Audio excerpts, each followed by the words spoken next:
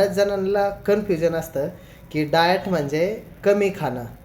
तर diet is equal to कमी खाणं कधीच नसतं.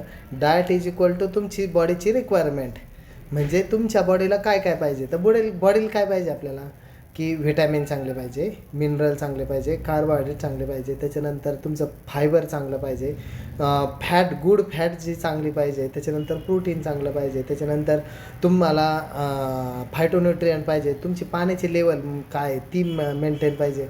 ह्या सगळ्यांवर तुमचं ह्या सगळ्यांना एकत्रित मिळून आणि मोजून मापून केलेलं काम म्हणजे डाएट. म्हणजे तुम्हाला किती % काय काय पाहिजे, म्हणजे 40% तुमचं प्रोटीन पाहिजे, 30% कार्बोहायड्रेट पाहिजे, जे काय असेल ना तर ते ठरलेलं असतं.